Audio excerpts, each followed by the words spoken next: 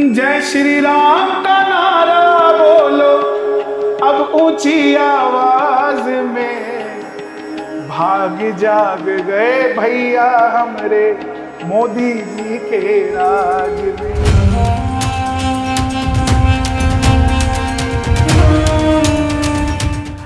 आपकी बात भी सत्य है कहीं ना कहीं कि टूटा हुआ दिल ही ऐसी चीजें लिख सकता है। आपने मोदी जी और योगी जी के लिए बड़ा अच्छे शब्दों के कौन दोनों में से अगर मैं तुलना करवाऊंगा? दोनों की कोई तुलना नहीं है। राम हनुमान के लिए, हनुमान राम के लिए, दोनों की तुलना हो ही नहीं सकती।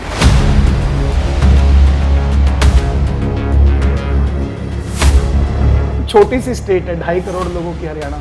यूपी 25 करोड़ लोगों की स्टेट है। मैं योगी जी को कहता तो क्या मैं इलेक्शन नहीं लड़ पाता? क्या जरूरत पड़ी है कोई विधायक बनने की? देश का प्रधानमंत्री है। पहले तो दिखते ही नहीं थे प्रधानमंत्री हैगा, दिख रहे तो मौज करो ना यार।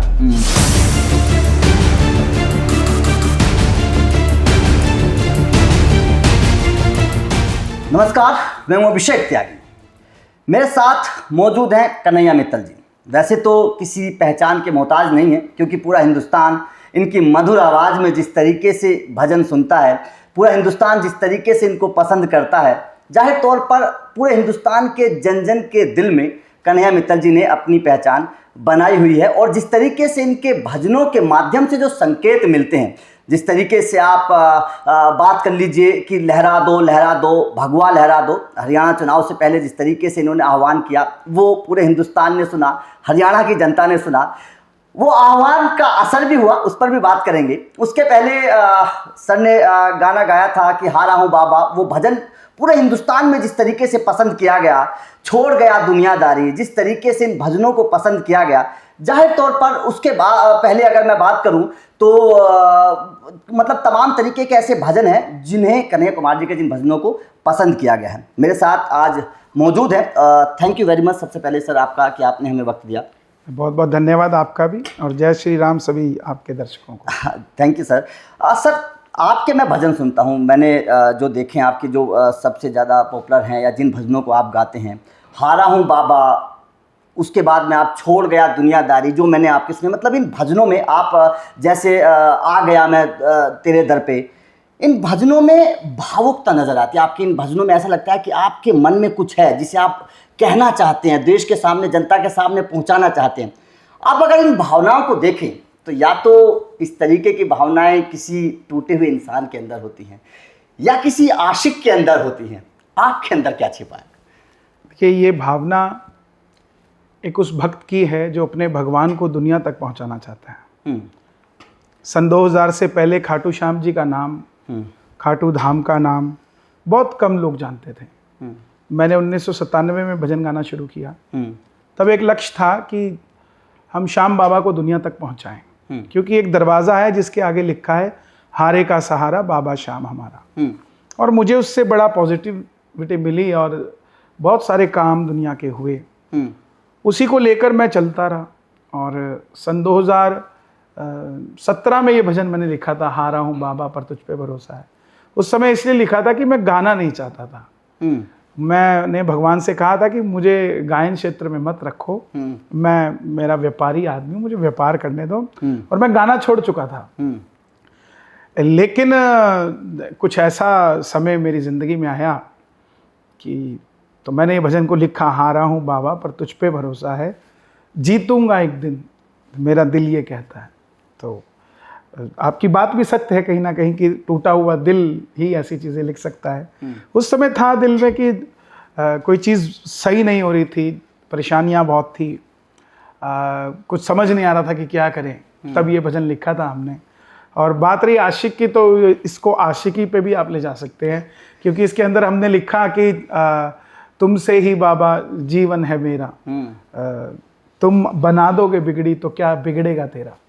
तो ये एक आशिकी भरोसा करके किसी से कह सकते हैं। क्योंकि जिस तरीके के शब्दों का आपने इस्तेमाल किया, जाहिर तौर पर ऐसे शब्द लिखने वाला जो लेखक होता है, जाहिर उसके अंदर बहुत सारी चीज़ें होती हैं। नहीं, बिल्कुल, इसमें कोई भी दो राय नहीं है। और इस भजन को सुनते ही मतलब हर व्यक्ति जो है अपने आप को उसमें महसूस करता है कि मेरे लिए ही है। और ये सच में उन लोगों के लिए भजन है जो दुनिया के तानों से टूटे हुए हैं, कोई रास्ता समझ नहीं आ रहा, तो वो एक बार खाटू श्याम जी जाए, मुझे लगता है उन्हें रास्ता मिलेगा। आपने अभी जिक्र किया कि मैं भजन नहीं गाना चाहता था, इस लाइन में नहीं आना चाहता था, क्या करना चाहते थे? मैं 3 बार मैंने भजन गाना छोड़ा। मैंने 2014 में 2015 में मेरी जब शादी हुई थी तो मैंने गाना छोड़ा। ये भजन शादी से पहले लिखा ये था? शादी के बाद लिखा था। तो शादी जब हो गई थी तो छोड़ दिया था कि भाई अब घर गृहस्थी बसाएंगे, हो गया भजन कीर्तन, अपने घर से भक्ति शुरू होती है, वहीं खत्म है। उससे पहले भी एक बार जब 2000 लगभग 2012-13 में भी गाना छोड़ दिया था कि बहुत भागा दौड़ी हो गई, अब आराम से अपने रस को अपने लिए ही रखेंगे। क्योंकि जो व्यक्ति नीरस है वो कैसे दुनिया को रस देगा? आपके अंदर रस भी तो होना चाहिए ना। आप दौड़े जा रहे हो, आप रुको थोड़ा सा, अपने आप को भी मेंटेन करो, रिफाइन करो। इसलिए मैंने छोड़ा फिर 1 साल। फिर मेरे फादर साहब जब चले गए, जब उनका स्वर्गवास हो गया, तब मैंने गाना छोड़ दिया कि मैं अब किसको साबित करूं। कामयाब होने के लिए एक बच्चा अपने पिता को ही साबित करता है। जब मेरा लक्ष्य चला गया कि मैंने किसको साबित करना है, फिर मैंने गाना छोड़ दिया। लेकिन जब मैंने गाना छोड़ा तो जो सुनने वाले थे वो मेरे घर के आगे आ जाते थे, मेरे ऑफिस के आगे आ जाते थे। मतलब ऐसा माहौल बन जाता था कि मुझे ऐसा लगता था कि मैं इनके साथ गलत कर रहा हूँ। तो फिर मैंने अपनी माँ से कहा कि मुझे आप परमिशन दें और मैं इस फील्ड में जाना चाहता हूँ। तो फिर 2000, आप यकीन मानिए कि अगर कन्हैया मित्तल कुछ है तो 97 से 2016 तक मैंने फ्री गाया। हाँ, ये मैंने बिल्कुल फ्री गाया। मना करते थे, ये भी बात दिलचस्प है, वो भी जरा एक बार बताइए। वो भी मैं बताऊंगा। 19 साल मैंने फ्री गाया क्योंकि पिताजी कहते थे ये अपना काम नहीं है, अपना काम व्यापार करना है। 2 पैसे अगर सब्जी बेच के भी आते हैं तो अपन खुश हैं, कोई काम छोटा बड़ा नहीं होता। तो बोलते थे ये प्रोफेशन ठीक नहीं है, इसका पता नहीं कब बंद हो जाए। उनका ये मानना था। तो लेकिन जब भगवान ने आपको किसी चीज के लिए चुना होता है तो आपको वो कर्म करना पड़ता है। तो मुझे यही लगता है कि भगवान ने मुझे चुना है इस काम के लिए, मैंने नहीं चुना इस काम को, भगवान ने चुना। तो 2019 में फिर मैंने गाना शुरू किया और उस समय ये लिखा रिंगस के मोड़ पे। 2021 में आप यकीन मानना 21 नवंबर 2021 को लिखा रिंगस के मोड़ पे, आ गया मैं दुनियादारी। और 6 दिसंबर विदिन 15 डेज मैंने लिखा जो राम को लाए हैं हम उनको लाएंगे। तो ये सब हुआ 2019 के बाद, चीज़ें सही होने लगी, लोगों तक हम पहुँचे। आपकी बात भी पूरी हो गई। आपने उन बात जो राम को लाए हैं हम उनको लाएंगे, उसमें आपने मोदी जी का भी जिक्र किया है। हाँ। मोदी जी आ गए, उसके बाद में आपने भगवान, ये भगवान की कृपा देखिए, मैंने 5 स्टेट के लिए इसको गाया। हाँ। उत्तराखंड के लिए गाया, मध्य प्रदेश के लिए गाया, राजस्थान के लिए गाया, यूपी के लिए गाया और अब हरियाणा के लिए गाया। 5 स्टेट के लिए गाया। मैं पंजाब के लिए नहीं गा पाया। और पंजाब के लिए गा देते वहां भी सरकार बन जाती। मुझे नहीं पता, मैं नहीं कह सकता, लेकिन ये 5 जगह मैंने इसको गाया। और प्लस मोदी जी के लिए हमने 2024 में इसको गाया। तो जहां जहां ये गाया गया, क्या पता इस भजन में क्या करिश्मा है कि लोग अभी भी इसको ऐसे ही चलता है। ये मैं हैरान हूँ खुद कि ये तो बीजेपी का एक तरीके से कैंपेनिंग सॉन्ग बन चुका था। कैंपेनिंग सॉन्ग अभी भी चला, ये पूरा चला, JNK में भी चला। तो ये सब ऊपर वाले की माया है, उसी की कृपा है, वही करता है, वही करने वाला है। अब सवाल सर यही तो है, आपने गाया कि जो राम को लाए हैं हम उनको लाएंगे, भारत में घर घर भगवा लहराएंगे। तो वहीं कुछ लोग ये भी कहते हैं आपके लिए कि जब चुनाव आएंगे तो कांग्रेस में चले जाएंगे।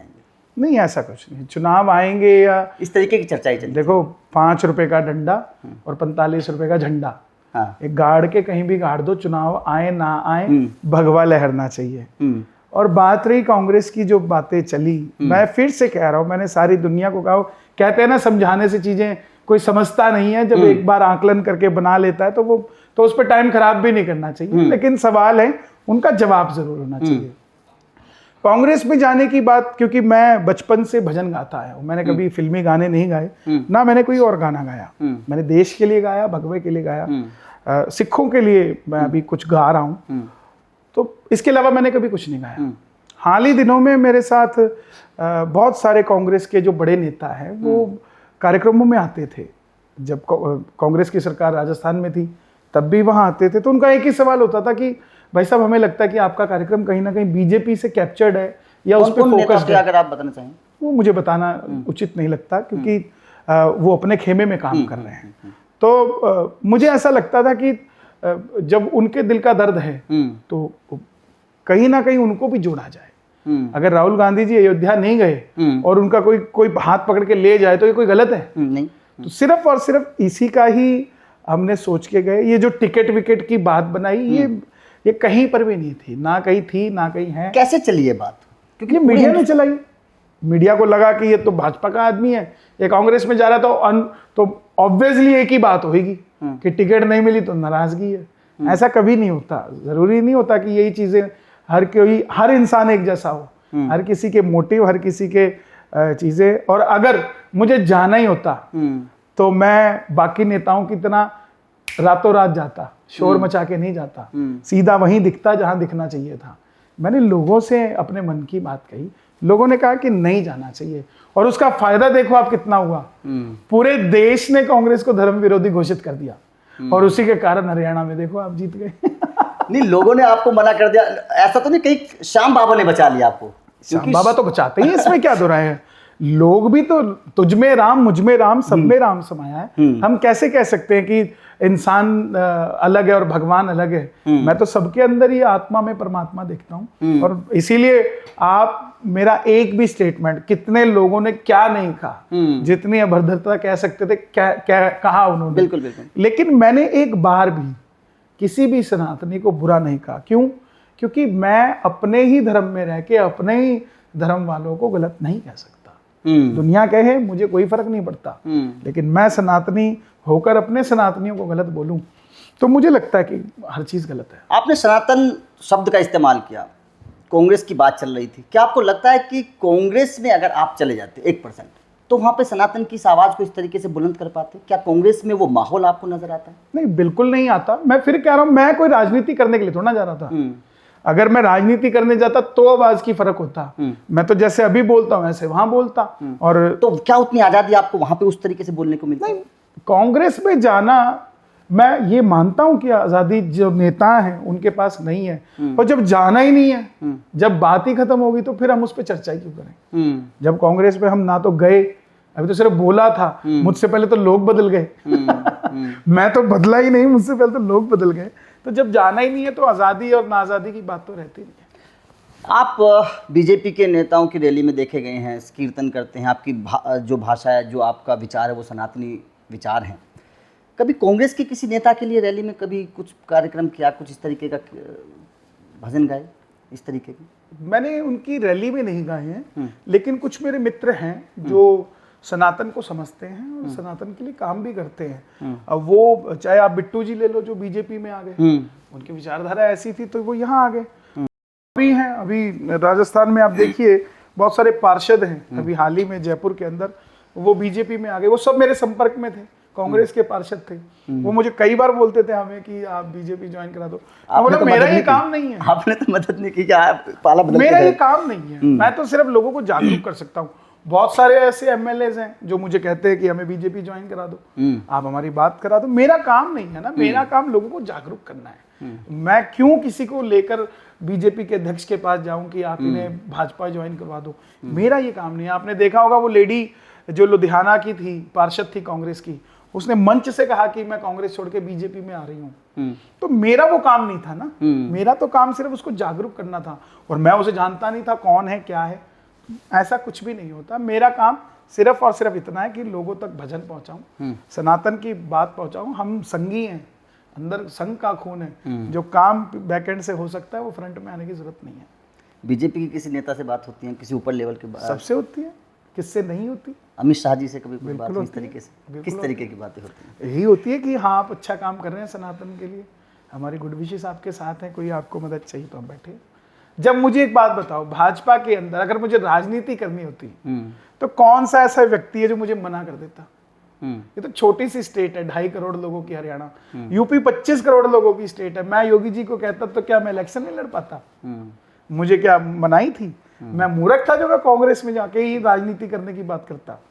ऐसा कुछ भी नहीं है। सिर्फ और सिर्फ हम लोग भावुक लोग हैं साहब। हमारे लिए तो कोई मुसलमान भी आकर रोकर बैठ जाएगा कि जय श्री राम जय श्री राम, तो हम भी उसको राम राम बोल देंगे। तो कोई फर्क थोड़ी ना है। कुछ इस तरीके के आरोप लगाए जा रहे हैं कि टिकट तो मांगा था लेकिन मिला नहीं। किससे मांगा था? बीजेपी। और किसने नहीं दिया? मुझे ये बोला गया था, मैं आपके ऑन कैमरा बोल रहा हूँ, मुझे ये तक बोला गया आप उंगली रखिए कहाँ से इलेक्शन लड़ना चाहते हैं, और सेंटर ने या फिर सेंटर ने, शीर्ष नेतृत्व ने कि बताओ कहाँ से लड़ना चाहते हैं। आपने मना कर दिया। मैं क्यों लड़ूं? मेरा काम ही जब जोड़ने का है तो लड़ने का काम ही नहीं है मेरा। ना मैंने अभी लड़ना, ना मैंने बाद में लड़ना। मैं इलेक्शन लड़ना ही नहीं चाहता। एमपी इलेक्शंस के अंदर कितना शोर मचा कि कन्हैया मित्तल को भी टिकट मिलेगा, यहाँ से मिलेगा, वहां से मिलेगा। मुझे क्या जरूरत पड़ी? लोगों ने ही शोर मचाया, अब भी लोगों ने ही शोर मचाया। तो अच्छी बात है, जिसके मन की बात है वो बाहर निकालने, क्या फर्क पड़ रहा है? आपने बोला कि मुझसे बोला गया कि सीट बताइए, एक सीट का जिक्र हो रहा है, इसी तरीके की खबरें आ रही है कि पंचकुला सीट आप चाहते थे। ज्ञान सिंह गुप्ता जी हमारे रिश्तेदार हैं साहब, हमारे भाई हैं, बड़े भाई। बहुत कम मार्जिन से हारे हैं। तो क्या आप, अगर वहां से आप होते तो क्या सीट निकल सकती थी? मैं होना ही नहीं था और ना मुझे जरूरत थी। मैं तो बल्कि योगी जी जब आए तो खुद उनके मंच पे गया था, पंचकुला के अंदर ही, और उन्हीं की सभा में गया था। अगर मैं वो सीट चाहता या कुछ ऐसी बात होती, मतलब ही नहीं है। मुझे एक बात बताओ, मुझे 7 स्टेट के मुख्यमंत्री इतने प्यार से जानते हैं और मेरा आत्मीयता से, कितने सेंटर के मिनिस्टर हैं। स्मृति ईरानी हमारी बड़ी बहन जैसी है, अमित शाह जी हमारे घर के बड़े हैं, हमारे गजेंद्र शेखावत जी हमारे घर के बड़े। हमें क्या जरूरत पड़ी है कोई विधायक बनने की? हम तो जिसका बोले, हमने लिखा था जिसका बड़ा भाई हो विधायक और छोटा हो गायक, तो फिर काहे की कमी? कभी फ्यूचर में क्या कह सकते हैं? फ्यूचर का कुछ नहीं पता। फ्यूचर हमें ये नहीं पता कल सांस आएगी कि नहीं आएगी। ये तो बहुत बड़े डिसीजन है। अच्छा, राजनीति को छोड़ के आप जैसे स्टेज शो करते हैं या फिर आप, हाँ, लेकिन इतनी सी कह सकता हूँ कि लोगों को थोड़ा सा अपना मानसिकता सही करनी चाहिए कि अगर कोई आदमी गायक है तो वो राजनेता बनना नहीं चाहता, लेकिन राजनीतिक समझ तो रख सकता है, या वो भी नहीं रख सकता। सिर्फ उसको गायकी तक ही क्यों उसका आकलन किया जाए? उसकी समझ को समझें, उनकी बात को समझें कि वो क्या कहना चाह रहे हैं। अच्छा, यहाँ पे आपने ये मुद्दा उठाया, चलिए इससे जुड़ा एक सवाल मेरे जहन में आया कि क्या आपको लगता है कि भारत में जिस तरीके से आप भजन गायक की बात कर लीजिए या फिर आप जो ये मतलब साधु संतों की बात कर लीजिए या फिर कथावाचकों की बात कर लीजिए, क्योंकि इनका जो परसेप्शन नज़रिया है देश के लोगों के नज़र में वो यह कि एक तरीके से भक्त हैं, एक तरीके से भगवान की पूजा करते हैं। अगर इस तरीके के लोग राजनीति में जाते हैं तो क्या आपको लगता है कि वही नज़रिया लोगों का रहेगा? क्योंकि आप एक तबके को खुश कर पाएंगे, दूसरा तबका तो फिर भी नाराज रहेगा आपसे। नहीं नहीं, देखिए, संवैधानिक पद में और सदगुरु के पद में फर्क होता है। हाँ, सदगुरु का पद सारे धर्मों के लिए होता है, बिल्कुल। ऐसा ही संवैधानिक पद भी सारे धर्मों के लिए होता है। मगर सदगुरु किसी ना किसी एक फील्ड से होते हैं। मुल्ला मौलवी अपने मुसलमानों के फील्ड से हैं, उनका मंदिरों से कोई लेना देना नहीं। हमारे कथावाचक अपने मंदिरों से हैं, उनका मस्जिदों से कोई लेना देना नहीं। लेकिन जब आप राजनीति के क्षेत्र में उतरते हैं तो योगी जी ने सारे भ्रम तोड़ दिए हैं। किसी को कुछ भी बोलने की, सोचने की जरूरत ही नहीं है। जो महाराज जी काम कर रहे हैं, ऐसा उत्तर प्रदेश कभी भी नहीं किसी ने सोचा होगा, और आज भी ऐसा ही काम कर रहे हैं, आगे बढ़ रहे हैं और उठ के आते हैं। बिल्कुल योगी जी से परम प्रेम आपका नजर आ रहा है। मतलब आपको कई मैंने सुना भी है कि आप योगी जी को अपना एक तरीके से गुरु मानते हैं। आपका जन्म राजस्थान में हुआ, पढ़ाई आपकी शुरुआती शिक्षा बिहार में हुई? नहीं, मैं चंडीगढ़ ही पढ़ा। नालंदा? नहीं, मैं चंडीगढ़ ही पढ़ा और श्री गंगानगर राजस्थान में मेरा जन्म हुआ। जन्म से मैं चंडीगढ़ से हूँ। 2 महीने का था तब हमारे माता पिता यहाँ ले आए थे। यहीं पढ़ा लिखा बड़ा, यहीं सब कुछ हुआ। और यही देखिए ना प्रभु की कृपा कि पंजाब में रहने वाला एक व्यक्ति उत्तर प्रदेश के लिए गा रहा है। क्या जरूरत पड़ी थी? मुझे यही नहीं पता था उत्तर प्रदेश के मुख्यमंत्री कोई होते हैं योगी आदित्यनाथ, जब ये लिखा। मुझे यही नहीं पता था यूपी में इलेक्शन है, जब ये लिखा। मैं उत्तर प्रदेश कभी इस तरीके से कभी गया ही नहीं था। मैं तो छत्तीसगढ़ में बैठा भजन लिख रहा हूँ। अच्छा, किसी ने आपको अप्रोच किया फिर खुद ही मन में आया? कौन अप्रोच करता? जिसकी अप्रोच राम तक हो, बीजेपी के लिए कुछ लिखना? नहीं, कभी नेवर नेवर नेवर नेवर। ये गीत लिखा गया जो राम को लाए हैं, ये राम की मर्जी से लिखा गया। श्री राम की इच्छा थी तो हमने इसको लिखा, गाया। और यकीन मानना, मेरे पास उसके बाद जब बातें होती, चर्चा होती, तो अखिलेश यादव जी ने जो गाना बनाया था खुद के लिए, वो उसका खर्चा 20-22 करोड़ रुपए था और हमने ये गाना 8,000 रुपए में बनाया था। तो आप देखिए, आपके शब्दों में जान होनी चाहिए, आपकी बात लोगों तक होनी चाहिए, पैसा वैसा कोई मायने नहीं रखता। और मुझे सच में नहीं पता था कि इस तरीके से उत्तर प्रदेश के अंदर कुछ है या क्या है। मैं तो मुख्यमंत्री तक को जानता तक नहीं था मुख्यमंत्री होता क्या है। और मैं आज भी आपको सच बताऊं, जिससे मिलता हूं उसकी पद प्रतिष्ठा से नहीं मिलता। वो प्यार से बोलते हैं, हम भी प्यार से बोल लेते हैं। हमारे लिए योगी जी मुख्यमंत्री नहीं है, हमारे लिए योगी जी गोरखनाथ पीठाधीश्वर हैं, जो हमारे लिए सम्माननीय है, हमारे लिए आदरणीय रहेंगे। आज अगर मैं योगी जी को आपसे पूछूं कि योगी जी आपके लिए क्या है, आप किस तरीके से योगी सरकार को देखते हैं, क्या कहेंगे? योगी जी हमारे लिए शंकर हैं और हम ये देखते हैं कि ऐसे व्यक्ति को और आगे बढ़ना चाहिए जिस तरीके से काम कर रहे हैं। और प्रधानमंत्री नरेंद्र मोदी जी जिस तरीके से काम कर रहे हैं, उनके साथ योगी जी जुड़े हुए हैं, तभी उत्तर प्रदेश का इतना विकास और इतना आगे बढ़ रहा है। और प्रधानमंत्री जी का ही नेतृत्व है।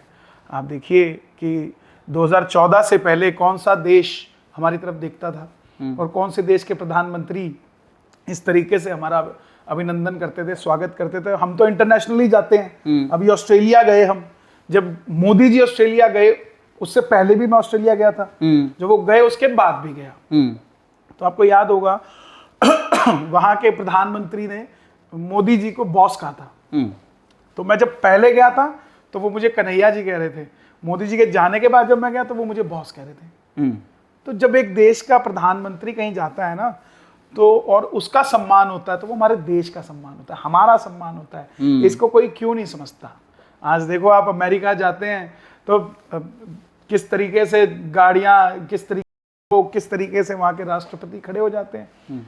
और पहली बार प्रधानमंत्री के घर में गौ माता झूमती देख रहे हैं, पहली बार प्रधानमंत्री के घर में राम जी की आरती देख रहे हैं, पहली बार प्रधानमंत्री जी के घर का जो ऑरा है वो लोगों तक पहुंच रहा है। किस तरीके से प्रधानमंत्री बैठते हैं, किस तरीके से योगा है। ये कुछ लोगों को फेक लगता है कि ये दिखाते हैं, अरे भाई देश का प्रधानमंत्री है, पहले तो दिखते ही नहीं थे प्रधानमंत्री है का, दिख रहे हैं तो मौज करो ना यार। आपने मोदी जी और योगी जी के लिए बड़ा अच्छे शब्दों के, कौन दोनों में से अगर मैं तुलना करवाऊं आपसे, किसको बेहतर समझते हैं? देखिए, दोनों की कोई तुलना नहीं है। राम हनुमान के लिए, हनुमान राम के लिए, दोनों की तुलना हो ही नहीं सकती। मोदी जी के बाद योगी? देखिए, पूरे देश की तो आवाज जो मन के अंदर है वो यही चलती है। अब लेकिन आने वाले समय में कौन कहाँ कितना किस तरीके से चीज़ों को कर सकता है, ये इनके संगठनों की बात है। हम लोग कैसे बोल सकते हैं चीज़ें? हमारे लिए तो वो हर व्यक्ति देश का प्रधानमंत्री है जो इस देश की तरक्की के लिए सोचता है, जो इस देश के विकास के लिए सोचता है और जो इस देश के सनातनियों के लिए सोचता है।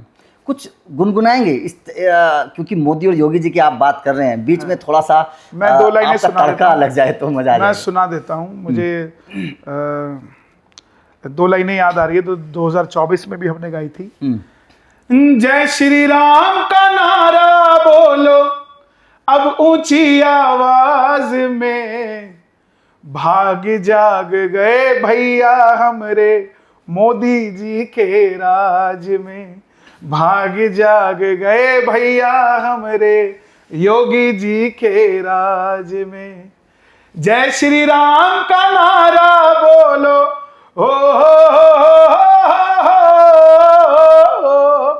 जय श्री राम का नारा बोलो अब ऊंची आवाज में, भाग जाग गए भैया हमरे मोदी जी के राज में। वाह, गजब कर दिया, आपकी आवाज में बड़ी मतलब मधुरता है।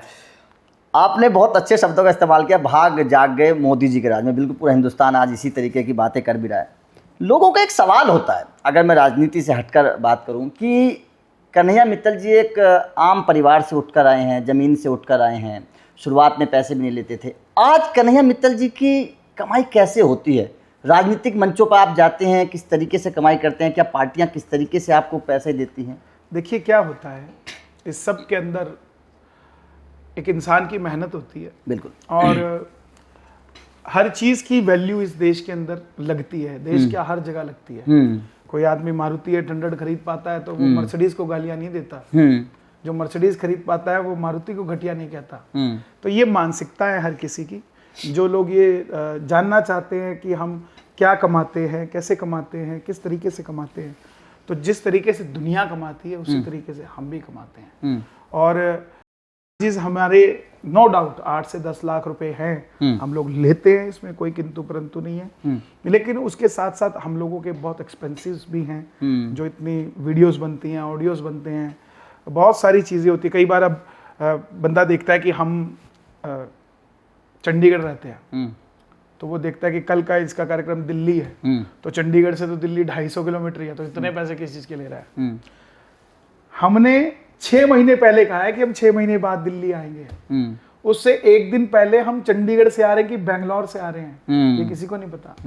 जिस दिन सबकी फ्लाइटें छूटती हैं उसका एक्सपेंस कौन करता है, ये किसी को नहीं पता। हम प्रोफेशनली हैं, लेकिन हमारे मन के अंदर जो भाव है वो सच्चा है।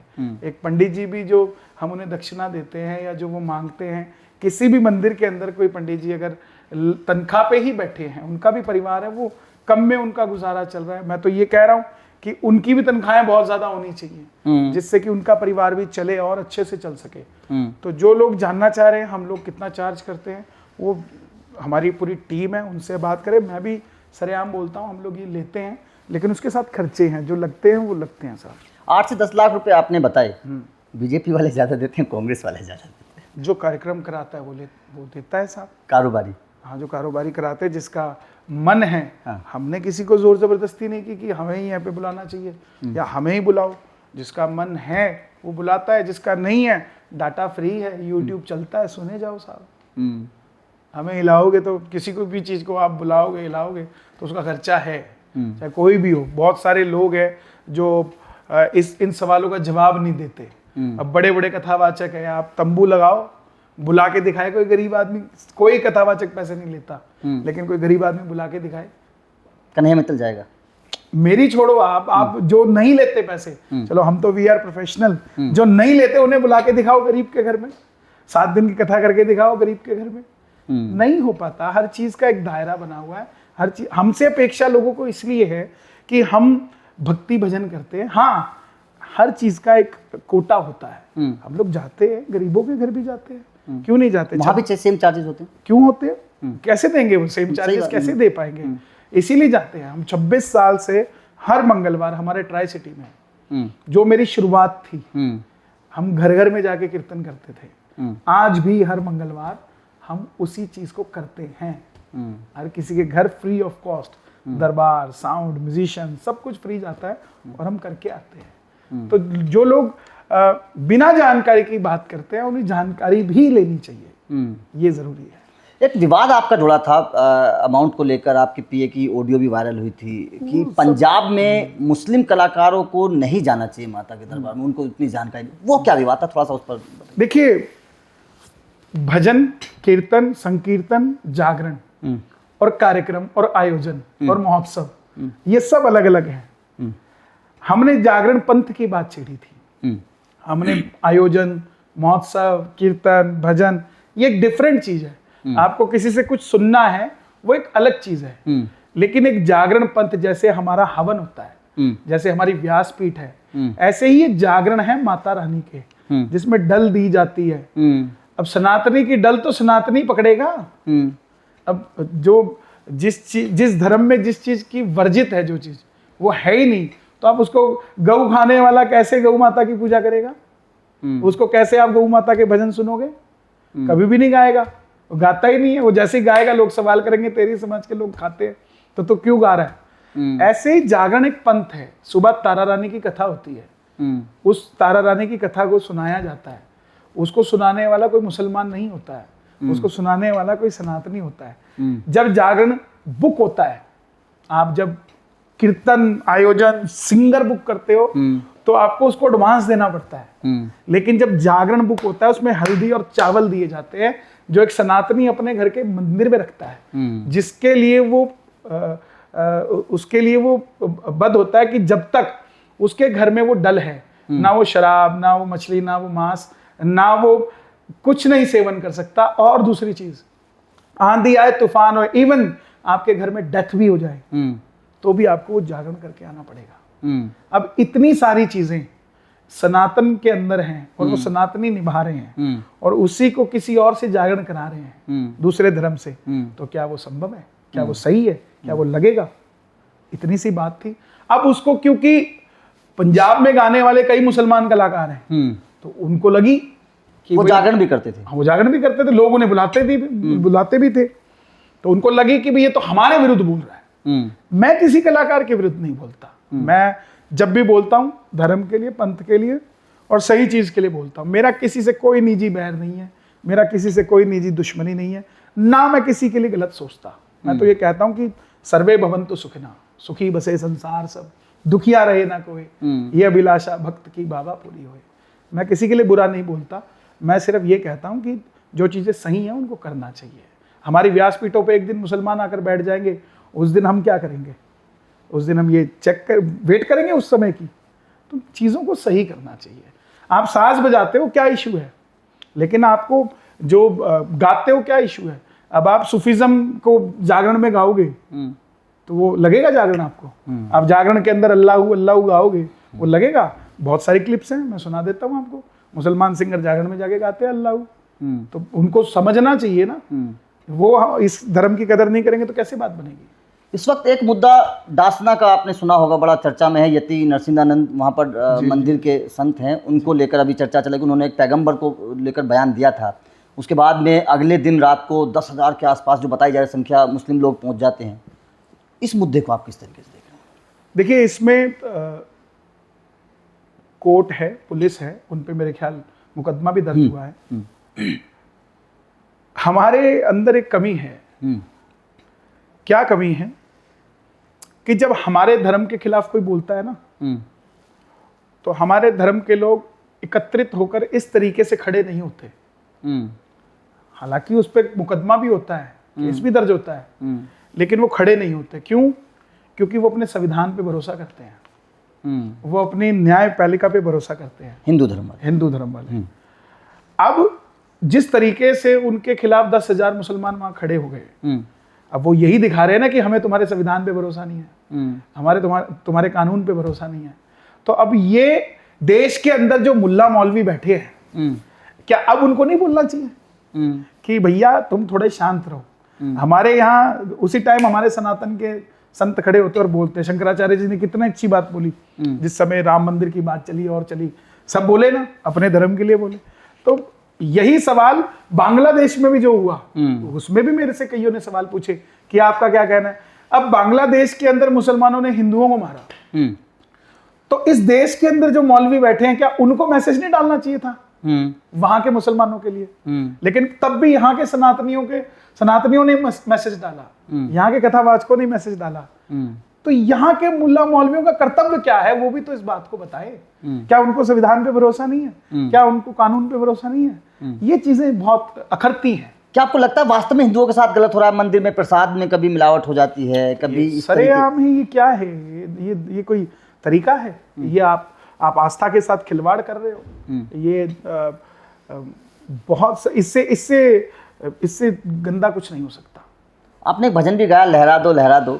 ऐसे में एक दो लाइनें उस भजन की भी यहाँ पे हो जाएं। बांग्लादेश का हाल देख भगवा लहरा दो, बंगाल का हाल देख भगवा लहरा दो, पीओ के घर चाहिए तो फिर भगवा लहरा दो, हिंदू हो तो शान से भगवा लहरा दो। जैसे राजस्थान में लहराया, यूपी में भी लहराया, तो हरियाणा में लहरा दो, फिर से भगवा लहरा दो। लहरा दिया फिर से भगवा लहरा दिया भगवान ने। आपके इस गाने का असर हुआ हरियाणा में, और उसके बाद में हमने वो तस्वीर भी देखी जब आप जलेबी खा रहे हैं। देखिए, हर चीज बोलने की नहीं होती, लेकिन आप देखिए, जब मैंने वो स्टेटमेंट दिया था कि मेरा मन है कांग्रेस वाला, उसके बाद चुनाव उठा। ये मैं नहीं कहता क्रेडिट मुझ पे जाना चाहिए, कुछ जाना चाहिए। उसके बाद चुनाव उठा, हलचल सी मची। हाँ। और पूरे हरियाणा, क्या पूरे देश ने ये तो कहा चलो कि कन्हैया मित्तल को कांग्रेस में नहीं जाना चाहिए, लेकिन पूरे देश ने एक स्टेटमेंट दी कि कांग्रेस धर्म विरोधी है। उस स्टेटमेंट का किसको फायदा हुआ? सनातनियों को फायदा हुआ। और मुझे लगता है उसी के कारण ये शगुन 51 का हुआ है। मतलब उस भजन का असर नजर आया। तो जलेबी की फैक्ट्री कब खोलें, क्योंकि बिजनेस तो आगे बढ़ाना पड़ेगा, कुछ ना कुछ तो करना पड़ेगा। अब जलेबी बैन है। नहीं, अच्छी थी, मैंने कुछ बोला नहीं उसमें, मैं तो सिर्फ जलेबी खा रहा हूँ और मैंने बड़ी स्वाद से खा रहे हैं, मैंने तस्वीर देखी वो आनंद, वो अच्छी थी। यहाँ पर मैं भी मंगवाऊंगा आपके लिए भी। यहाँ अच्छी थी और बीजेपी वालों ने भी खाई अपने ऑफिस में। हाँ, अच्छी बात है, उन्होंने खाई, लेकिन हम तो अपना यहीं बैठ के खा रहे थे और किसी को बुरा नहीं कहा हमने, ना किसी को कहा। हाँ, कई ट्विटर पर, कई सोशल मीडिया पर कुछ कार्यकर्ता होंगे कांग्रेस के जो उस पर भी मुझे बोले जा रहे हैं कि अच्छा हुआ जल्दी आ गया, लेट हो जाता तो ऐसे हो जाता वैसे हो जाता। तो ठीक है, लेकिन अच्छा रहा, वो बहुत वायरल हुई वो वीडियो, मुझे पता नहीं था ऐसा हो जाएगा। सॉरी अगर किसी को बुरा लगा। नहीं, लगातार लोग उसको बड़ा पसंद भी कर रहे हैं, क्योंकि चर्चा चली थी कांग्रेस की। आपसे अगर मैं पूछूं, देखिए अब तो बीजेपी की वहाँ सरकार बन रही है और बम्पर बहुमत से बन रही है, कहाँ चूक कर गई कांग्रेस? क्योंकि कांग्रेस को तो एक घमंड था कि हाँ हम तो हरियाणा जीत जाएंगे। देखिए, जनता है और जनता के साथ आप अच्छा करोगे तो वो अच्छा रिजल्ट देगी, बुरा करोगे तो वो बुरा रिजल्ट देगी। किसी के कहने से कोई बुरा नहीं होता, किसी के कहने से कोई अच्छा नहीं होता। जिस तरीके से मनोहर लाल खट्टर जी ने काम किया था, मैं तो व्यक्तिगत उन्हें जानता हूं। हरियाणा प्रदेश ने कभी ऐसा मुख्यमंत्री नहीं देखा जो अपने लिए कुछ नहीं चाहता। आप देखिए, जितने मुख्यमंत्री आए, किसी का कॉलेज है, किसी का स्कूल है, किसी के होटल है, किसी का कुछ चल रहा है। मनोहर लाल खट्टर एक अकेले व्यक्तित्व ऐसे रहे जिन्होंने अपना घर तक भी लाइब्रेरी को दान दे दिया जाते जाते। और जिस दिन उन्होंने सीट छोड़ी थी, जिस दिन नायब सैनी जी मुख्यमंत्री बने, मैं उस दिन वहीं सीएम हाउस में था, बधाई देने जा रहा था नायब जी को और मिलने जा रहा था खट्टर जी से। मुझे दोनों दरवाजे पे मिल गए, सैनी जी अंदर थे और खट्टर जी दरवाजे पे थे। वो ऐसी शख्सियत खट्टर जी, उनका चेहरा मुस्कुरा रहा, चेहरे पे लाली और कोई भगवान की दिव्य दृष्टि उनके चेहरे पर जैसे। और मुझे उन्होंने हाथ मिला के क्या कहा, हरियाणा के नए सीएम से मिली है, मुस्कुराते हुए। क्या व्यक्तित्व है साहब, इतने बड़ा पद आप छोड़ रहे हो ऐसे मुस्कुराते हुए, तो कुछ तो भगवान की आपके अंदर दिव्यता होगी। और वो जिस तरीके से बिना खर्ची, बिना पर्ची के जो काम चला, उसमें लोगों को नौकरियां मिली। मैं किसी की ये नहीं है, किसी की बड़ाई कर रहा हूं या भाजपा के प्रवक्ता की तरह बात कर रहा हूं, मैं व्यक्तिगत जानता हूं। मैंने वही कहा ना कि गायक की राजनीतिक समझ भी हो सकती है, उसको लेकर बहुत अच्छे काम हुए। प्लस जो सुरक्षा के लिए जो काम रहे, आप देखिए जाट आंदोलन कितना भड़का था हरियाणा में और किस तरीके से उसको संभाला गया, इन्हीं की सरकार में संभाला गया। नू का इतना बड़ा सनातनियों के साथ किसान आंदोलन देखिए आप, हर चीज को संभाला गया। इतने महीनों तक किसान बैठे रहे हरियाणा में, किसी ने हाथ भी नहीं लगाया उनके। क्या बात है साहब। कांग्रेस तो बोलती है कि किसानों के साथ अन्याय हुआ, कांग्रेस ने तो चुनाव ही उस पर लड़ा। नहीं, वो तो सामने है रिजल्ट। सामने रिजल्ट है। देखिए, जिसको कोई नाराजगी है उसका तरीका है, फिर से कह रहा हूँ, संवैधानिक तरीका है। अगर किसी को कोई भी नाराजगी, आप इलेक्शन लड़िए, खड़े होइए, जनता आपको पसंद करेगी, आपको जिता देगी। लेकिन जो जिस तरीके से फिर सैनी जी आए, सैनी जी का व्यक्तित्व ऐसा कि आम सामने से छोले कुलचे बेचने वाला भी जाए तो भी वो मुख्यमंत्री के घर में घुस जाए तो भी कोई पूछने वाला नहीं है, मिलना चाहता है मिलेगा। इतना सरल व्यक्तित्व जिसका कोई अंत नहीं। तो लोगों में लगा कि आने वाले 5 साल हमें नायब सिंह सैनी को भी देने चाहिए। ये जीत गए, इसी कारण से जीत गए। एंटी जाट सीएम बना है इस बार चुनाव से। पिछले 10 सालों से एंटी जाट है। हाँ, क्योंकि जाटों ने भी हरियाणा के ये महसूस कराया है कि हमें सिर्फ जाट ना समझे, हम सनातनी हैं। मैं 13 दिन तक मैंने पदयात्रा करी, चंडीगढ़ से अग्रोहा की, 9 जिले उसमें पड़े और मैंने गांव गया। मैं बढ़िया हूँ और अग्रोहा धाम अग्रवालों का है। मैं पैदल यात्रा लेकर चला खाटू श्याम जी को लेकर कि लोगों को खाटू श्याम जी से जोड़ेंगे। मैंने चमारों के गांव में भी खाना खाया, मैंने वाल्मीकियों के गांव में भी खाना खाया, मैंने अरोड़ाओं के भी पास रुका, मैं ब्राह्मणों के पास भी रुका, मैं पंजाबियों, मुझे कहीं दिखा ही नहीं जातिवाद, कहीं नहीं दिखा। तो कैसे ये जाति में बट के वोट कर सकते थे। जाटों ने इतनी लस्सी पिलाई, मुझे कोई अंत नहीं। 350 किलोमीटर पैदल चला, मेरा तो वजन घट जाना चाहिए था 10 किलो, लेकिन हरियाणा के जाटों के कारण मेरा वजन बढ़ गया 12 किलो। तो ये कोई जातिवाद यहाँ काम नहीं करा, यहाँ पर काम किया तो जो सरकार ने काम किया वही काम किया। कन्हैया मित्तल जी, राहुल गांधी को किस तरीके से देखते हैं? मैं देखता ही नहीं उन्हें। मैं देखता ही नहीं साहब। ठीक है, अच्छा काम कर रहे हैं, लेकिन मैं कभी उनके उनकी तरफ, उनके काम को कभी मैंने देखा नहीं, ना मैं इन चीज़ों को, कांग्रेस के काम को मैं कभी देख ही नहीं पाया, क्योंकि मैं सनातन से जुड़ा आदमी हूँ और जो काम सनातन के लिए करेगा मैं उसी की तरफ देख पाऊंगा। इतनी सी बात है। आज राजनीति से हटकर बात करें, आज आप एक स्टार हैं, भजन गायक हैं, पूरा देश आपको पसंद करता है। आप अपने स्टारडम को किस तरीके से मैनेज करते हैं? क्योंकि आप एक ज़मीन से उठकर आए हैं। आज आप मार्केट में खुले आप नहीं जा सकते, आपको लोग पहचानते होंगे, आपको लोग बोलेंगे, कहीं अनजान जगह चले जाएंगे कि कन्हैया जी एक गाना सुना दीजिए, भजन सुना दीजिए। कैसे मैनेज करते हैं इन सब चीज़ों को? देखिए, मैंने कभी अपने आप को स्टारडम से जोड़ा ही नहीं। मैं जैसा था मैं वैसा हूँ। मैंने कभी अपने आप को स्टार नहीं समझा, कभी अपने आप के दिमाग में ये बात नहीं बैठने दी कि मुझे इतने करोड़ों लोग जानते हैं, क्योंकि ये चीज़ें आपको तंग करती हैं, आपको तोड़ती है लोगों से। मेरा ऑफिस है, कोई भी आता है यहाँ मुझसे मिलता है जिसको पता है।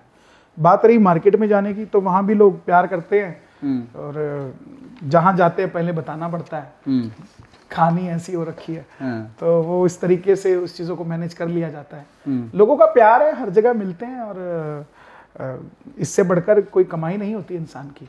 पैसा वैसा तो अपनी जगह है, लेकिन जो लोगों का प्यार है, जिस तरीके से मिलते हैं, वो बड़ी बात है। आप राम मंदिर की प्राण प्रतिष्ठा में गए थे, वहाँ पर आप मौजूद थे, आपने वहाँ चर्चा करी योगी आदित्यनाथ जी की भी। लेकिन राहुल गांधी का एक बयान आया था उसके बाद, राहुल गांधी ने उसकी तुलना नाच गाने से कर दी थी। ये कह दिया था कि वहाँ पर जो लोग आए थे उनकी तुलना कुछ अलग तरीके से की। आप राहुल गांधी के उस बयान को किस तरीके से देखते, क्योंकि आप तो वहाँ गए थे? आपके सवाल के दोनों जवाब मिल गए। आपने थोड़ी देर पहले मुझसे पूछा था कि आप राहुल गांधी को कैसे देखते हैं। हाँ। यही उसका जवाब है। जब कोई आदमी ऐसे सवाल करता है तो ऐसे आदमी को देखना ही नहीं चाहिए। अयोध्या के अंदर उस दिन स्टेज था, उस मंच के ऊपर, वो मंच नहीं था, वो राम मंदिर का एंट्रेंस दरवाजा था। पहली बात तो उसको नाच गाने का मंच कहना गलत है। दूसरा, 22 तारीख को ऐसा प्रतीत हुआ था जब पहला फूल नरेंद्र मोदी जी ने राम जी के चरणों में चढ़ाया था, ऐसा महसूस हुआ था कि जैसे सच में हमारे राम आ गए। तीसरी चीज, नाच गाने का वहां पर कोई प्रबंध ही नहीं था। चलो हम कोई डांस हो वहां, कोई भारतनाट्यम हो या कोई हमारी संस्कृति से जुड़ा हो भी कोई नृत्य हुआ हो, तब हम कह सकते हैं कि वहां पर गाना बजाना हुआ। वहां गाना हुआ तो श्री राम जय जय राम हुआ। वहां बजाना हुआ तो सैकड़ों म्यूजिशियन बजा रहे थे राम जी के स्वागत में। और वहां जिस तरीके से कोई ऐसा फिल्म सितारा नहीं था जो नहीं था, ऐसे कोई साधु संत नहीं थे। हमारे देश के इतने बड़े बड़े संत जिनका ज्ञान अथाह है, शंकराचार्य वहां बैठे हैं और आप कह रहे हो वहां नाच गाना चल रहा है, बजाना चल रहा है। ये कोई शब्दावली, ये जिस तरीके से वो दुनिया कहती है कि वो आने वाले प्रधानमंत्री होंगे, तो ऐसे प्रधानमंत्री तो नहीं हो सकते इस देश को जो संस्कृति को ही नहीं समझ पा रहा है। कांग्रेस ने बड़े वादे किए थे, मैं कांग्रेस के वादों पर एक बार आना चाहता हूँ, राजनीतिक सवाल है। आपने हिमाचल में कांग्रेस ने वादे किए, महिलाओं को इतनी रकम दे देंगे, इतना हर महीने देंगे। हरियाणा में भी इस तरीके के वादे हुए, आपने देखा। क्या आपको लगता है कि कांग्रेस अपने वादों पर पूरा उतर पा रही है? क्या वादों पर ना पूरा उतरना ही कांग्रेस की हार की वजह है? क्योंकि हरियाणा से पहले हिमाचल में जिस तरीके का कांग्रेस का हाल है, सरकार घाटे में जा रही है। देखिए, ये सबको परेशान है। ये ठोस राजनीति का सवाल है। हाँ। इसका जवाब मैं आपको पूर्णतः शायद ना दे पाऊं, लेकिन फिर भी वादे आपने अगर जनता से किए तो वो पूरे करने पड़ेंगे। मध्य प्रदेश के अंदर हमने शिवराज सिंह चौहान जी का कार्य देखा। उन्होंने लाडली बहना योजना लेकर आए और जिस तरीका से वहाँ बहनों को पैसा उनके खाते में क्रेडिट हुआ, मैंने वो क्षण देखा है और वो पल देखा है। उसी के कारण मध्य प्रदेश में दोबारा रिपीट की है। मोहन जी फिर मुख्यमंत्री हैं। वही वादा इन्होंने हरियाणा में किया है, वो पूरा करेंगे, क्यों नहीं करेंगे, हर जगह कर रहे हैं। और कांग्रेस वादा पूरा करती है या नहीं करती, इसकी वजह से नहीं जीत रही भाजपा। भाजपा खुद वादा पूरा करती है, इसलिए जीत रही है। ये बहुत बड़ी बात बोली। इस बात पर देखिए, बड़ी अच्छी बात आपने बोली। यहाँ पर कोई अगर भजन हो जाए, कोई बीजेपी को कोई रिलेटेड, कोई सनातन धर्म से कोई रिलेटेड कोई भजन आपके जहन में हो तो? हमने बहुत सारे गीत गाए हैं और अगर इसी के लिए अभी वो होने वाला है शपथ ग्रहण। हाँ, बिल्कुल बिल्कुल। तो मैं 2 लाइनें उसी के लिए सुना देता हूँ। रोली मोली मिठाई का डब्बा पापा बेटे ले आना, शपथ लेंगे सैनी भैया, शपथ ग्रहण में आ जाना। ये हमने गाया था योगी जी के लिए कि यूपी में गाया था हमने। रोली मोली मिठाई का डब्बा बुआ बबुआ ले आना, शपथ लेंगे योगी बाबा, शपथ ग्रहण में आ जाना। तो ये चीजें चलती रहती हैं आनंद का। जब मेरा किसी से भी राजनीतिक रिश्ता नहीं है, मेरा जिससे भी रिश्ता है मेरा पर्सनल रिश्ता है, सबसे मेरा भाइयों जैसा रिश्ता है। मैं इसीलिए उनके लिए गा देता हूँ, और जो अपना हो उसके लिए खड़े रहो, अड़े रहो, लड़े रहो, बस। आपका, मैंने जहाँ मैं पढ़ रहा था आपके लिए, तो मैंने एक जगह पढ़ा कि आप आईएएस अफसर बनना चाहते थे। मैं आईपीएस बनना चाहता था, लेकिन अब पढ़ाई नहीं तो फिर कैसे बनता। कोई बचपन का कोई किस्सा सुनाइए, मतलब आप बोल रहे होंगे पापा से, फिर पापा जी ने बोल दिया कि नहीं ऐसे करना है। देखिए, मेरा बचपन बहुत गरीबी में कटा। हम लोग, छोटा सा घर होता था, तीनों बहन भाई हम बेड, राजस्थान, चंडीगढ़ में। अच्छा, चंडीगढ़। तीनों बहन भाई हम बेड पे सोते थे, मम्मी पापा नीचे सोते थे। और मुझे याद है कि जब मैं सेकंड क्लास में था तो मैंने मम्मी को कहा कि नया बैग लेके आना है, नई क्लास में जा रहा हूँ मैं, थर्ड क्लास में। तो मम्मी बोले पैसे नहीं है, अगले साल नया बैग ले आए। पापा उस वक्त क्या करते थे? पापा भी काम कर रहे थे, मेहनत कर रहे थे। हम लोग, पापा नमकीन बेचा करते थे, तो मेहनत करते थे। शुरुआती दौर था, 100-150 रुपये भी बहुत बड़ी बात थी। तो मम्मी बोली कि इस साल रहने दे, अगले साल ले आना। तो उसी रात मैं कीर्तन में गया, मंगलवार का दिन था। किसी ने खुश होकर मेरी जेब में 150 रुपये डाल दिए। तो मैंने रात को 12-12:30 बजे आपने वहाँ पे भजन गाया? हाँ, मुझे 12:30 बजे पहला भजन था वो मेरा, कि जय बाबे की बोलो, बाबे का बड़ा नाम है, जिसके हाथ में घोटा उसका भी बड़ा नाम है, अंजनी माँ का लाला हनुमान उसका नाम है। तो किसी ने मुझे 150 रुपये दिए। मैंने रात को आके मम्मी को कहा, मैं मम्मी सुबह बैग लेके आएंगे। तो मम्मी कहती सो जाओ, सुबह देखेंगे। तो जिनके साथ मैं गया था उनको बुलाया मम्मी ने, उन्होंने वापस कर दिए उनको पैसे। बोले अगर ये काम इस बच्चे से कराना है तो ये नहीं जाएगा, हमने इसको अपनी मेहनत से पाल पोस लेंगे, ऐसा पैसा हमें नहीं चाहिए इस काम का, हम भक्त लोग हैं, भक्ति से ही ये चलेगा। मैं उस समय शाखा में जाता था पापा के साथ, संघ की शाखा में जाया करते थे। तो यही सिखाते थे कि राष्ट्र प्रेम, भक्ति प्रेम देश के लिए होता है। तो फिर वो मम्मी ने शाम को फिर मुझे बैग खुद ला के दिया कि ये बच्चे का दिल ना टूटे। एक बार मुझे 7th क्लास में कहा कि अगर तेरे 700 में से 500 आ गए तो तुझे हम नई साइकिल ला देंगे। तो मैं कहा ठीक है जी। मैं भी फिर 501 नंबर लेके आया। साइकिल मिली। 501 नंबर लेके आया। तो बचपन मेरा भजन में ही गया साहब। 7 साल की उम्र से मैं लाल कुर्ता पजामा पहन के कीर्तन में निकल जाता था, तो छुपते छुपाते बच्चों से कि लोग मजाक उड़ाते थे। लेकिन 2014 से हम लोग क्यों उठे? हम लोग तो भजन गा रहे थे ना अपना। हमारे जैसे सनातनी क्यों लग गए सनातन के पीछे? हम नहीं कहते कि हम कोई ब्रांड है सनातन धर्म के, या हमसे ही सनातन धर्म है, या हम ही उसका प्रचार कर रहे हैं। ऐसा नहीं है। हम एक नमक जैसा जितना सा काम कर रहे हैं, ज्यादा काम नहीं कर सकते, हम इतना ही कर रहे हैं बस। मैं जो मानता हूं 2014 में सनातनी उठा, उसको फ्लो मिला, जय श्री राम कहने की जान मिली। भाई देश के अंदर 60 साल से सनातनी रह रहा था, लेकिन उसको कोई ऐसा नहीं मिला जो उसको ये कह दे कि जो शीर्ष गद्दी पे बैठा है ना वो कट्टर हिंदू है। आप 2013 में, मेरा आकलन है, बाकी तो दुनिया जाने, आप देखिए 2013 में हमारे देश के प्रधानमंत्री कौन थे? मनमोहन सिंह जी। रक्षा मंत्री कौन थे? एंटोनी, क्रिश्चियन जी। राष्ट्रपति मुसलमान हुआ करते थे। राष्ट्रपति मुसलमान, प्रधानमंत्री सिख, रक्षा मंत्री क्रिश्चियन, और होम मिनिस्टर शिंदे जी हिंदू। तो क्या बनता था? हिंदू, मुस्लिम, सिख, ईसाई, चारों को रखा जाता था, और सनातनी को बैकफुट पर रखा जाता था। आज आप देखिए देश की राष्ट्रपति शबरी, भिलनी, बिल्कुल आदिवासी, बिल्कुल। देश का प्रधानमंत्री कट्टर सनातनी, देश का होम मिनिस्टर वो जिसको कश्मीरी नहीं, वो पाकिस्तान ऑक्युपाइड कश्मीर भी चाहिए। हाँ, जी जी। हैं देश के रक्षा मंत्री वो जिन्होंने उत्तर प्रदेश को चलाया, जिन्होंने उत्तर प्रदेश को संघ के पुराने नेता। हाँ, तो ये आप देखिए कि इस देश के अंदर कितना सनातन की लहर है। और ये आपने बहुत बड़ा एग्जांपल दिया है। ये मेरा आकलन है ये, और ये समझने वाली बात। इस नजरिए को बहुत कम लोग जानेंगे। इस नजरिए को इसलिए कम जानते हैं, बोल नहीं पाते, कहीं नुकसान ना हो जाए। हम लोग तो साहब 2 रोटी खाने वाले आदमी हैं, कैसे भी कमा के खा लेंगे, इसलिए घबराते नहीं, डरते नहीं। हर काम को जो दिल में है वो साफ रखते हैं, सामने बोलते हैं। मन की व्यथा को अपनों से ना बोलें तो किससे बोलें, मन की बात को अपनों से ना बोलें तो किससे बोलें। कुछ सनातन को लेकर कोई भजन लिखा है आपने? हाँ, हमने लिखा है। भगवा जान है मेरी मुझको भगवा प्यारा, इस भगवे पे मैंने अपना तन मन वारा।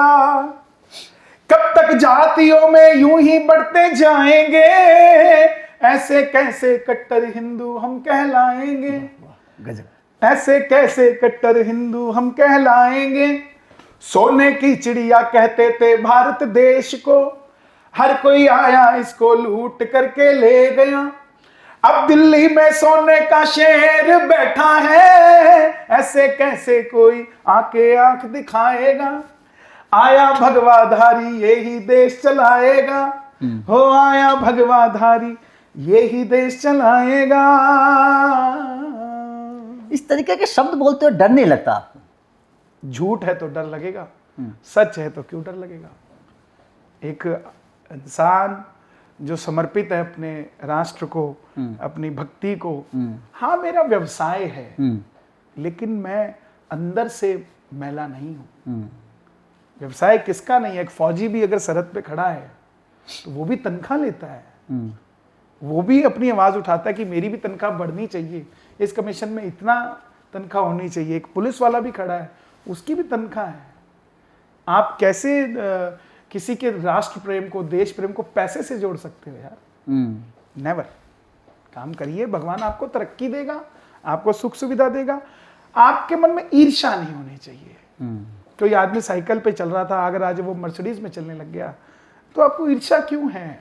आप उसका कर्म देखिए। अगर उसने गलत काम किया है, किसी के साथ धोखाधड़ी करी है, किसी के साथ कोई गलत किया, तो आप बताइए। ये दुनिया है, मेहनत करता है, हर कोई बढ़ता है। आज लोगों को हम भजन गाने वालों के पैसे दिखते हैं। किसी के घर में शादी है, किसी के घर में जन्मदिन है, वो एक शराब पिलाने के लिए 20 लाख रुपए एक सिंगर को दे और अपना जन्मदिन मनाए, वो हजम है लोगों को।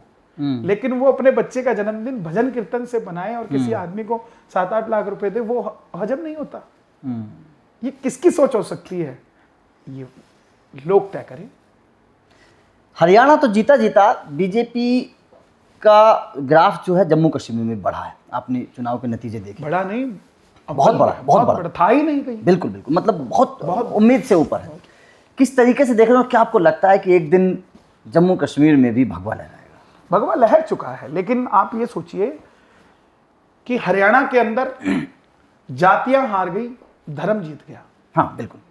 और J&K में एक दूसरा धर्म जीत गया और विकास हार गया। जनता को धर्म भी चाहिए और विकास भी चाहिए।